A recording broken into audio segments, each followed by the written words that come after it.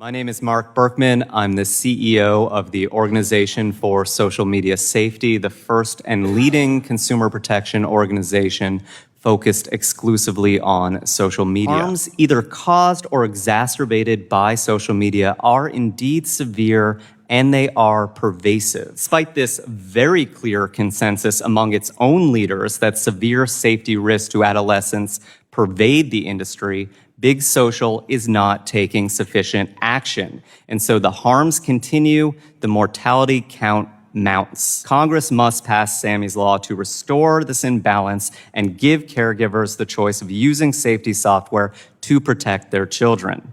Given the current public health catastrophe, the daily deaths, the growing harms, we need to sunset this broken system today and get to work to protect America's families. When you talk about the children across the nations, do schools get involved in those? Do you interface with schools? Yeah, we work with K through 12 schools across the country, and the harms that we see on campuses are incredibly horrifying. Mr. Berkman, you spoke about studies that suggest a strong link between social media use and negative mental health outcomes for adolescents, and I think you mentioned this briefly. How can companies be incentivized to prioritize mental health and well-being in their platform design and content moderation policies?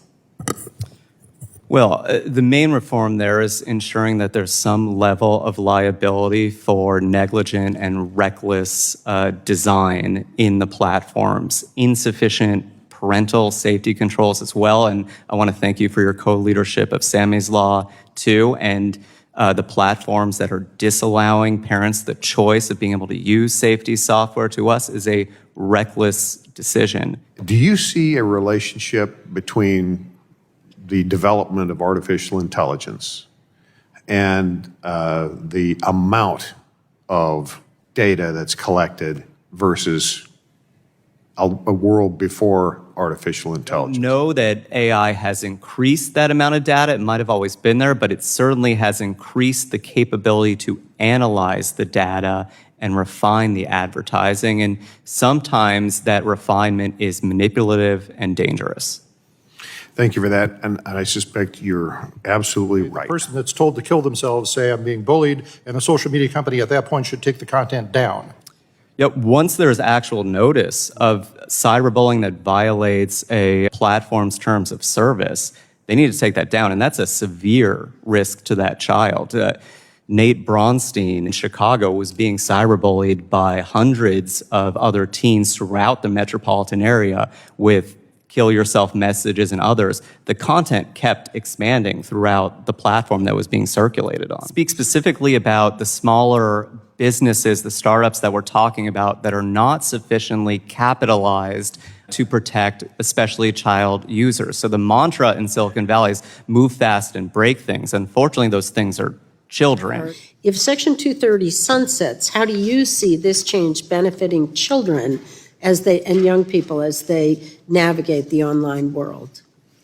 Thank you, Representative. I appreciate the question. So again, we're seeing harms exploding on social media that are significantly impacting children. You mentioned sexual predation. The FBI has reported a significant increase in sextortion. Online enticement of minors has increased over 300% according to NCMEC. And so there is a range, and that's just the tip of the iceberg, so a range of these harms.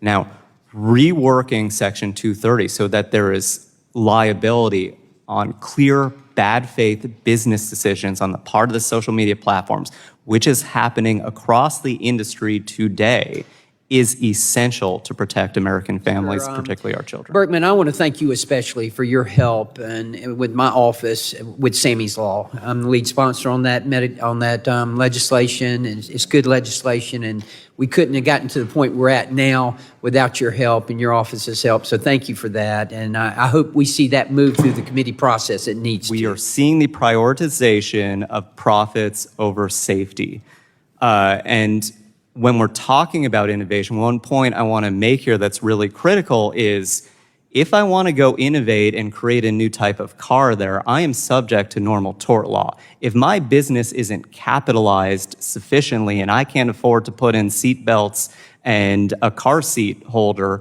I can't make that car and I can't sell it. And so if companies are going on the market and they're not able to be safe for consumers, especially children, that is an issue. And that's why Congress needs to really rework the regulatory framework Mr. here. Berkman, I will go to you. I mean, how do you describe the environment right now?